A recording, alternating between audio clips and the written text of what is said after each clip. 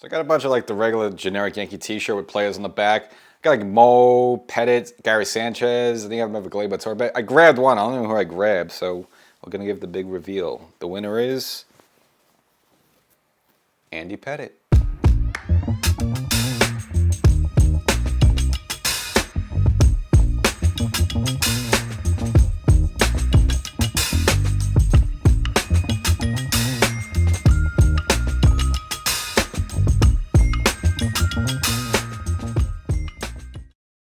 Welcome to Section 420, Talkin Yankees. Well, Yankee fans breathe a little sigh of relief. Jazz avoids a knife, won't need surgery on the UCL, and said we'll be able to recap and recoup and should be back with the team so far in 2024. So we'll kind of look at the injury there, again, with the timetable he's looking at. And of course, the Yankees teased you a little bit with Jason Dominguez just for one day there, so Cashman dangled him out there and took him right back. But we'll look at that as well. Again, his brief appearance there, even though it wasn't that great. And of course, we'll look at Aaron Judge hitting his 300th home run. I know it's a little bit old news there, but we'll look at that. Again, it's a historical point. This is the fact that he's the youngest player to do it. So a lot of good stuff there. But this episode, the big one is going to be a comparison between this current 2024 Yankee team and the last time the Yankees won a championship in 2009. Now, the closest thing I got is this 2010 team thing, a little plaque there. So we're going to have to, pretend this is the 2009 Yankees there. So a lot of the same faces there. So we're going to go with this. So a lot of good stuff for this episode. But make sure before we get started, again, we still have the rest of this August. And of course, September, both the Yankees and the Orioles are going to be battling out there for, again, top spot in the AL East there. So a lot of stuff you get here on YouTube. But you might know there's an audio podcast version of the show. So wherever you get your favorite podcast, look for Section 420 Talkin Yankees, the podcast. Search it, find us, subscribe, get more notifications, more updates, more feedback from me there than I could do here. I wish I could do this every day, but of course we can't do that. And of course you're watching here on YouTube, you should have subscribed already. If you haven't done it, do it right now. And if you're watching on TV, it's like, hey, I like this stuff. I want to watch it on my smartphone in the gym or just on the subway before the signal goes out. Go to YouTube, Section 420 Talkin Yankees, subscribe there, and of course wherever you get your favorite podcast, subscribe there as well. Get all the baseball fun you can get. So on the Midwest road trip for the Yankees, which led off in Chicago, a game where they actually got blasted and embarrassed by the worst team in baseball. But if that wasn't bad enough, the worst to come out of that was Jazz going down again, sliding hard at home plate there, and it looks like he at least injured or whatever, strained his UCL. And of course there was talk that, at least initial talk that he was going to have to go under the knife. And we've seen this with the Yankees, some past injuries. Of course, Gleyber Torres, when he was in the Yankees minor league system, same thing, he slid hard at home, hurt his UCL. He needed Tommy John surgery. Of course, he came back and was okay for the first couple of years. And then we saw it last season with Jason Dominguez. Now, with Dominguez, it was more his swing that caused it, but nevertheless, it seems like these UCLs tearing all the time. And Jazz, even the first series in Boston there, going hard into third base there, where it's like, oh my God, this guy's rough. So, he plays a lot of energy. He plays over the top there, and that's kind of the reason people like him there. But again, when you play with that kind of reckless ability there, you can get yourself hurt. And again, another aggressive slide. It seems like he got himself hurt there. And of course, it would have been a real shame to have to lose him for the rest of the season with surgery because he was the big trade deadline piece. I know he's not maybe the all-star superstar you want to get, but again, I thought it was a good pickup for the team. This is flexibility. This brings a little energy to the team. Again, it was time when the team was really down in the dumps at the time. So, it would have been a shame to move him. Then when you kind of look at the trade deadline, like, what do you do? I meant, okay, De Los Santos, who they designated for assignment, who also just got pounded in that same Chicago game. So he's gone. Jazz would have been gone. And then you were left, what trade deadline move did you make?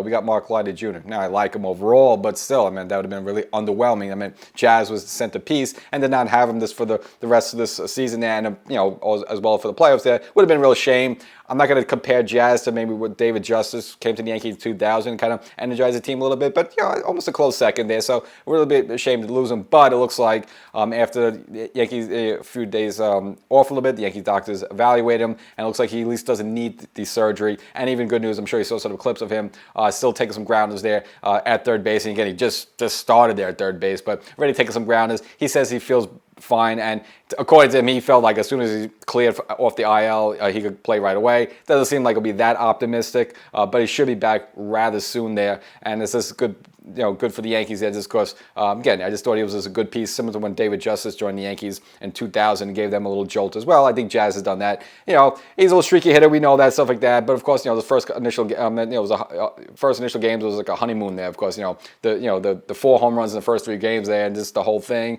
You like the guy, and I know he was cold a little bit. Then when he came to Yankee Stadium, a couple home runs during the Texas series there. So again, I like what Jazz brings to the table. Again, it would be a real shame to lose him. Now in the near term, they bought short of Oswald Peraza there to play third base. That was during the Detroit series. Actually, the first pitch, at bat there, hits a home run, great. And there's that a little bit quiet there. And this is like about the 8th or 9th chance Peraza has gotten. Now some of it is not really his fault. We've seen the Yankees do is bring ups. They did the same with Clint Frazier there, kind of stumped his growth, as well as Miguel Andujar, like they don't have a spot for him. So this is Peraza's like 9th life there. So it's an opportunity for him with Jazz out there if he really wants to take the bull by the horns and start hitting well and earn the spot to say, hey, look, when Jazz comes back, this is my spot there. Would make things interesting there. But we've seen this time and time again with Peraza that he gets opportunities and either he hurts himself, he gets hurt, whether it's the shoulder, last year it was the foot, or just with the Yankee management because they kind of not sure what to do with some of these players. I have him up, I have him down there. But nevertheless, it's Peraza's spot to hold. But at some point, whether it's late August or early September, Jazz should be able to rejoin the team. Now, fans were a little perturbed about Brian Cashman's comment lately regarding Jason Dominguez, kind of saying like, well, there's no lane for him right now to join the team, and people are kind of like, what do you mean no lane for him? And so fans really take that too kindly there. But again, Cashman gave you a little treat, a little crumb there. It was during the Little League Classic game there against Detroit. That was the Sunday game, the finale there, the one the Yankees lost and Clay Holmes blew. Unfortunately, a really good lesson for the Little Leaguers. But nevertheless, they called Jason Dominguez up there as the 27th man, so you got him for a day. And then, of course, they sent him right back down, which to me, it really made no sense. I'd say maybe you want to get him up here just for the event, and like you figure it's the future of the Yankees, and the kids might get a kick out of it. I don't know what the whole deal is, but it made no sense to just bring him up for one game and then send him back down. I mean, at least keep him in the majors for a little bit longer, get a little seasoning, get his swing back there, versus sending him back down. Then he kind of gets accustomed to life down there, and then you're going to call him back up again because obviously you have to have him on the roster before or at least by September 1st there for him to qualify for playoffs. So he's going to be back in 10 days. But why do that for the guy? Just like have him, if you're going to have him, bring him up here, just bring him in and keep him up there. I know, you worry about the number of pitches on the roster there, and you got especially in the bullpen. But nevertheless, it made no sense for me. And he was hitting well going up to that point. So in the 5 games before the Yankees brought him up there, he was hitting .412. So he was 7 for 17 with a home run and 3 RBIs. Again, that was the 5 games up to that point there. So he was hitting well, seemed like his swing was there. I would just bring him and just leave him there. But now they were going to send him back down. And now he has got, I don't know. I mean, I'm sure he has enough experience to get adjusted to that, but you get a little taste of major league life, and then you get thrown back down until AAA there. So for me, it made no sense there. But nevertheless, they did it anyway. Fine, whatever. But he should be back shortly. But this, to me, I just thought it was a whole waste there. I would just rather get him up here as soon as possible, get him accustomed there, get his swing in, get his routine in here on the major league level as soon as possible, so he's a steady Eddie regular versus having to wait till September 1st. All right, let's say he joins the team and maybe takes him kind of 2 or 3 days to kind of get his thing together, and all right, finally get on a roll then. But why not do it now so he could use the end of August to do that, and they'll hit the ground running September 1st, possibly hot and locked in, versus he'll kind of have to get it all ramped up again. So didn't make any sense for me, but he should be back there. But nevertheless, I just thought it was a wasted opportunity for the Yankees. Now, kind of related with that is probably this, I don't know if you heard this story regarding Alex Verdugo. Had a kind of like weird, like a funky, I guess, allergic reaction on his hands there, and he couldn't really figure out what it was. Like he would have to actually have his fingers taped up there. And this has been going on for a while, and they really couldn't figure out what was going on with his hands. Was it an allergic reaction? Was it a bacteria thing? So nevertheless, the Yankees sent him to a dermatologist, and they found out, yes, it turns out his batting gloves, mainly the dye in his batting gloves, was giving this allergic reaction there again. And it could kind of explain to some of his streakiness lately. Again, he's been on and off a little bit, but overall, I guess batting average-wise, not really what he has been in the past. And again, if your hands all taped up and kind of itchy and funky there, you can understand why there. So that makes sense. Now, so according to this, these are the Franklin brand gloves that he used, Franklin there. So it turns out the actual chemical, it's a combination, it's chromate and cobalt, if I pronounce that right there. So it's that combination there that I guess affects his hand. I guess maybe affects other people too. So I guess so. The gentleman, so he's the senior director of baseball operations for the company. His name is John Ballin, like that. So he's been informed of the situation. He said now they're going to look into those chemicals, take them out there. So moving forward, whether it's Verdugo or other players, obviously then hopefully they don't have any more reactions like that, no more rashes on the fingers there, and then could have kind of a normal playing career. And again, I think it did affect him because Verdugo was a career 273, has a career 273 batting average. This season, it's down 40 points, so he's hitting only 235 there, so probably was affecting him. Now, his home run and RBI pace is pretty much on pace what he's done in his career, so that really has affected his power and his drive. But of course, the batting average, getting signals and stuff like that, it seemed like it has dropped. But again, this is going to be an issue probably in a couple weeks when Jason Dominguez is going to come here, who's who's at bat, who's going to lose at bats there, and just it's going to be a combination. Verdugo's going to lose some at bats there in left field, and of course Stanton's probably going to lose some at bats at the DH spot there. Obviously Dominguez is not going to take at bats away from Judge and not taking at bats away from Soto unless randomly maybe Boone gives one of those guys a day off here and there. Okay, fine, but not happen often. Verdugo's probably the one who's going to lose out the most there. And for Verdugo, again, he's been okay this season. Slightly disappointed again. This on the hitting wise. I thought he'd be more of a grinder, and again, maybe because of the finger issue, I thought he would have a bit of a higher batting average than he did. But defensively, he's been fine, especially early in the season. Has some big plays there. I know you look at that series in Camden where a ball went over his head, but that's not the real Verdugo. Verdugo overall defensively has been good there, especially early on. But again, once Dominguez comes here, probably Verdugo is going to be more of the odd man out. And that was a little bit old news at this time, but you have to congratulate Aaron Judge hitting his 300th home run, so hitting that milestone there and doing it as the youngest player to do so at age 32 there. And of course, again, as long as he stays healthy there, seems very well on his way to reach the 500 mark, which is kind of like the gold standard in baseball, and it can pretty much automatically put you in the Hall of Fame as long as there's no allegations of using a substance and stuff, and I don't think you have to worry about that with Aaron Judge there. And you even look to the point where maybe this guy could hit 600 and maybe even get up there in the neighborhood of Hank Aaron and Barry Bonds in the 700 territory there. I don't know about that, possibly, but definitely look at Aaron Judge. Definitely is going to be over 500, and I think he has a very good shot of even getting over 600 there, but we don't want to get too ahead of ourselves. And if we look at this season, he also has an opportunity, getting about a month and change left, of challenging his previous 62 home runs with 63 there, which would be, really, just, kind of want it but don't want it, because remember what happened in 2022. He started pressuring himself. He started stressing himself out to get that.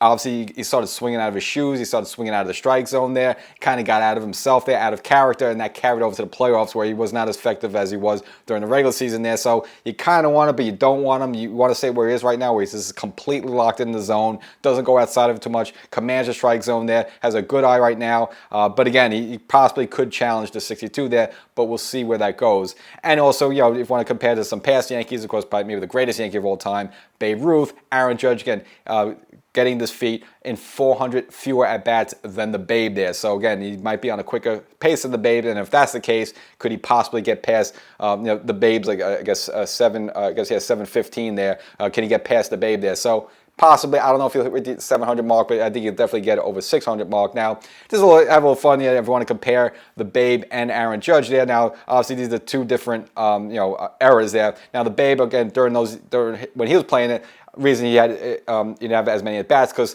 the season only had 154 games there. So when Aaron Judge plays a season, he has 162. When Babe played a season, he only had 154. So if you multiply that a little bit, you got to understand the Babe there had less opportunities than Judge. And of course, back then, and as Susan Waldman pointed out on the actual broadcast that night, back then a starting pitcher went the whole game. So the Babe probably faced that same pitcher 2 or 3 times in the same game. And again, like anyone else, you probably start wearing down by the 7th and 8th inning. So versus today, I mean, you got to start that goes 5 innings, and then so Aaron Judge might see like 3 or 4 different pitchers a night versus back to Babe probably saw the same pitcher 3 or 4 times there. So that kind of makes things a little bit more difficult with Judge. But then of course you look at the era the Babe played in. He couldn't like strike out and then go to the dugout and pull out the iPad and look at his swing and see how he can improve. So with the equipment and the technology and everything Judge has now, clearly has the upper hand there. But I just thought it'd be fun to compare the two there. But again, congratulations to Aaron Judge again on hitting his 300th home run.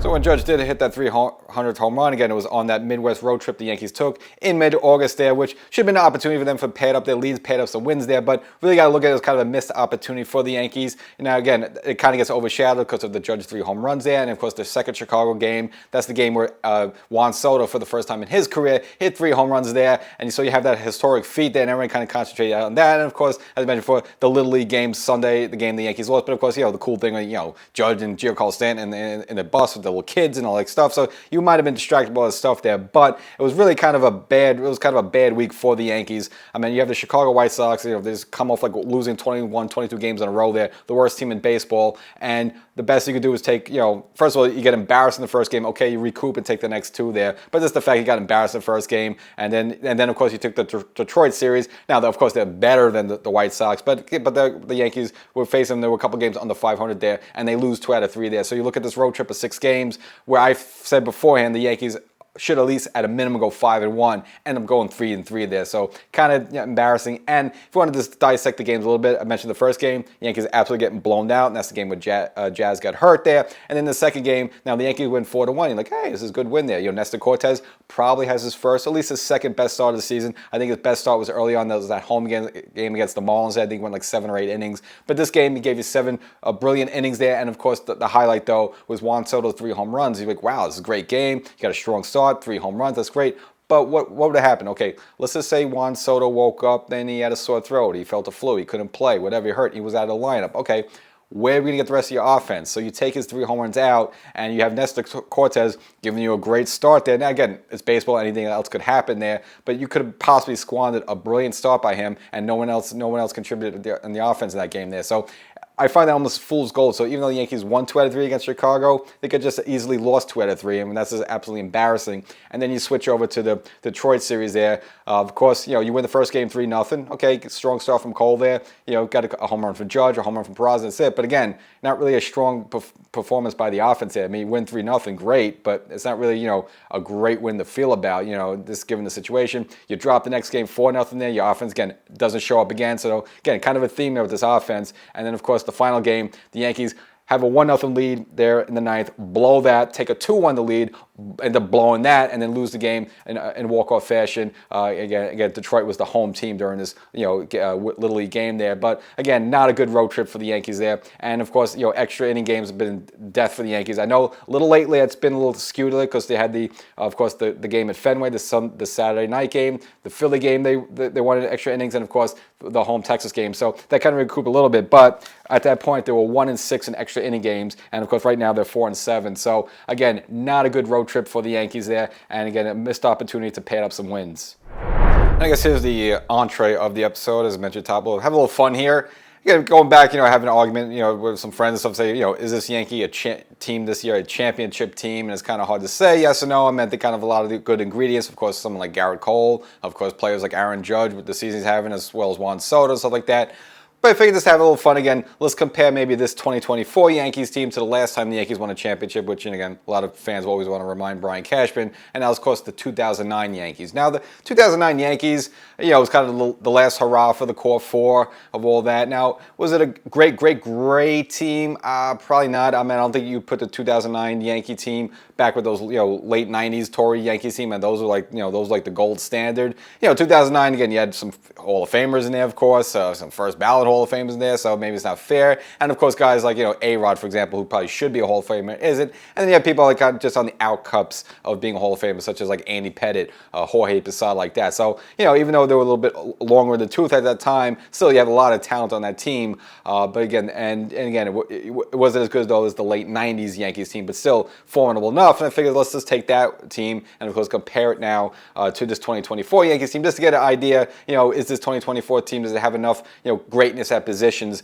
to win a championship? Now, it's not really a good barometer there, but figured it'd be a little fun. So we'll do all the fielding positions, DH, starting staff, as well as the release staff there, and kind of compare, where would you give the edge? Would you give the edge to the 2009 Yankee team, or would you give the edge to this current 2024 Yankees there? So, let's get right into it. So right behind the dish there, of course, we have Jorge Posada up against the combination of Trevino and Orson Welles. Well, to me, that's really a no-brainer. Jorge Posada, even though in 2009 maybe he was get a little on in years there, but of course what he was able to provide, the offense he was able to provide as a catcher there, again, power from both sides of the plate. And again, 2009, again, he was still pretty formidable there, kind of a 25-30 home run type of guy. Is his defense great? No, but it was never terrible. Maybe you could say Orson Welles and Trevino might be better defensively than Jorge, but again, Jorge wasn't really garbage defensively. He just, he wasn't Yadier Molina, he wasn't Pudge Rodriguez, fine, but he was formidable at the spot. He was able to hold the fort down there. So if you want to give me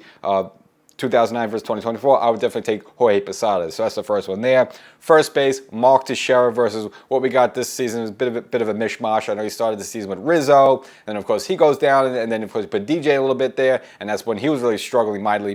He had to call it Ben Rice, and he's a nice kid there, nice fit. Maybe he's got a good future there. But Mark Teixeira in 2009, that first year he got the Yankees, and his first couple of seasons with the Yankees, I mean, he was an all-star player, and as well, give you Gold Glove caliber defense. So that's another no-brainer for me right there. You definitely give the nod to Mark Teixeira, the 2009 Yankees. Second base, Gleyber Torres versus Robinson Cano. Again, no-brainer there. Both sides, defensively and hitting, you give the edge to Robinson Cano. Third base, that guy called A-Rod, I know he had some allegations of the PED and stuff like that, but A-Rod, of course, he should be in the Hall of Fame. It probably not get there, but we know what he is. He's a Hall of Fame player. I know he dabbled in the stuff afterwards and all that stuff, but nevertheless, you take A-Rod, compare what we got now at third base, which we don't even have a real third baseman.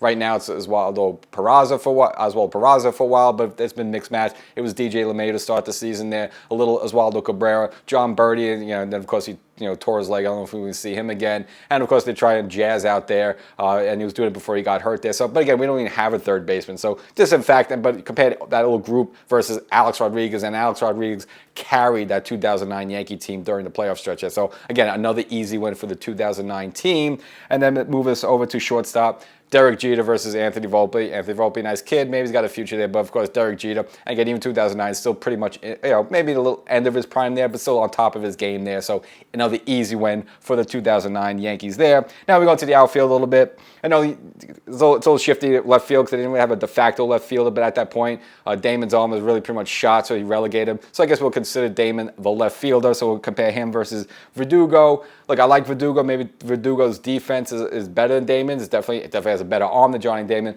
But if you remember Johnny Damon offensively, what he was able to provide in 2009, especially the first year of the new Yankee Stadium, and had over 20 home runs, basically flicked the wrist and went over the right field wall there. So offensively, what he brought to the table for the Yankees there, I would give the nod to Johnny Damon over Verdugo. So again, yet another win for the 2009 Yankee team there. So if you're worried about World Series or postseason aspiration for this 2024 Yankees team, maybe starting to sweat a little bit, just compared to this other Yankee team there. Now, center field, of course, this is a no-brainer for the current guys, so maybe now you'll finally breathe a sigh of relief. Melky Cabrera versus Aaron Judge. Obviously, no-brainer Aaron Judge there. So, ding, finally won for the 2024 Yankees there, but it took us a long time to finally get there. And, of course, now we go to right field. Juan Soto versus Nick Swisher. Again, another no-brainer. Ding. Another win for the 2024 Yankees team. But with that in mind, you got to look at Nick Swisher, there, especially that first year when they got him. It wasn't exactly garbage. He ended up with 29 home runs and 82 RBIs. So it's not almost fair to Swisher because again, Juan Soto's just an old world talent. But again, even though you give the victory to you give the win to the 2024 Yankees there with Soto, again, it's not like Swisher is not exactly garbage there. But unfortunately, it's just Soto is probably going to be a future Hall of Famer again as long as he stays healthy a bit. So no disrespect for Swisher on that one there.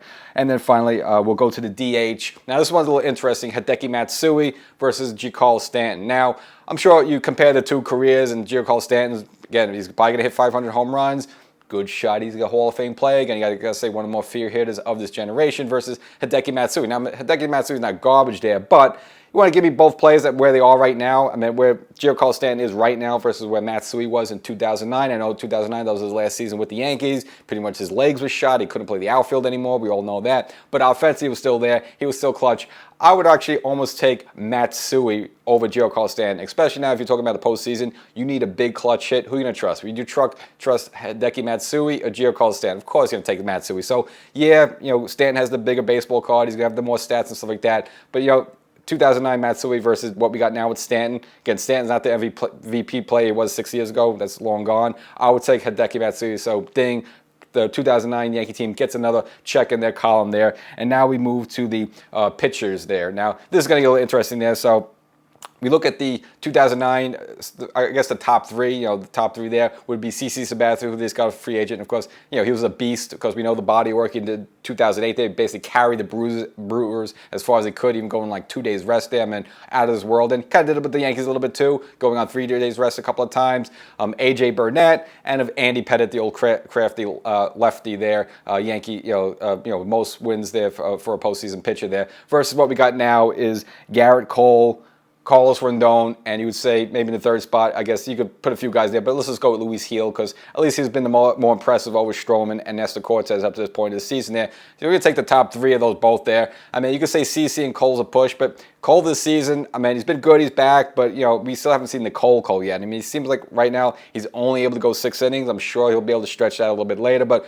we haven't seen the truly dominating Cole yet in 2024. Can that happen? Yeah, but CC Sabathia in 2009, that first season with the Yankees, really the first 2 seasons with the Yankees was absolutely brilliant. And then, of course, you backed it up. I would take A.J. Burnett, even though, again, the bottom fell out of that one. But, yeah, A.J. Burnett 2009, I mean, in the postseason, you can't complain. He was money, especially coming back to pretty much every time the Yankees would lose Game 1 in the Minnesota series as well in the World Series, come back in a must-win situation to tie up there. So he did more than his job there for A.J. Burnett. I know the rest of his Yankee story there is not that good, but if you give him, I'll take him right over. Well, we don't know what we're going to get yet with Carlos Rendon. And, of course, Andy Pettitte, even though, yeah, Andy Pettitte a little later on in his career there, had to reinvent himself. But, again, I would definitely take Andy Pettitte, probably one of the greatest postseason pitchers in the history of the game, over Luis Gil. I like Luis Gil. It's a nice young arm. Let's see what future he has. But starting staff, I'm taking the 2009 Yankees over this current team. So, ding, yet another win for 2009. And then last but not least, that leaves us the relief pen there. Now, it's not fair. I understand that. You have Mariano Rivera in there, and that enough this ends the argument. So, it's not really fair there. But, again, you take the pack they had there. You had Mariano Rivera, and if you remember 2009, that was the first year with Phil Hughes, and weren't sure. They first tried him as a starter. He tore the hamstring there. He was out for a while. He came back, and they had him. Tore his Achilles, and he came back, and remember they had him as a setup man for Mo, and his work now in the postseason, I think he obviously hit the wall a little bit just from his arm, but through the regular season 2009, Phil Hughes was the best 8th inning setup man in baseball. It wasn't even close. I mean, he was just able to come in and just throw his fastball and not worry about anything else. So, and then Mo, Hughes, remember that, and of course Marte, his work in the postseason was just absolutely brilliant, kind of a little bit undescriptive versus what we got now with Clay Holmes. I know some of the problems he's had, and of course, 10 blown saves so far right now, the most in majors. And Luke Weaver, again, a nice piece. Tommy Kahnle, nice piece. Again, these all nice little pieces. But again, the combo of just Mo itself, that ends the argument there. So, of course, that is another thing for the 2009 Yankees. So we gone through all the positions. We went through the starting staff, went to relief staff. So where do we stand there? So, again, if you're looking for any sort of championship aspiration for this current Yankee team there, not that good. So the final score is the 2009 Yankees gets 9, and the 2024 Yankees only 2, so 9-2. I mean, that's kind of a slaughter there. And again, I don't know if that really means anything, because that's comparing it to a team like 14, 15 years ago, it doesn't really mean what you're going to do now. But it's a little scary there, because you want sort of greatness all around a team that kind of makes what a championship team ends up being there. And if you saw 2009 there, you had a lot of greatness around there. Again, you had some future Hall of Famers, people like A-Rod who should be in the Hall of Fame, people like Andy Pettitte and Posada who are not good enough to qualify the Hall of Fame, but there's very good players kind of on the outcup set. And you put a group like that together, and that's how you win championships, greatness like that. So, are you seeing that from this 2024 Yankee team? Not as much. Of course, Judge Gay's having a fabulous season. Soto's having a fabulous season. But you got to look around the rest of the team there. Okay, you like Garrett Cole's your ace, you know that. But Rendon, who's been throwing the ball lately, can he be one of those guys that's going to pitch well in the postseason? We don't know yet. And of course, Luis Gil, we don't know yet.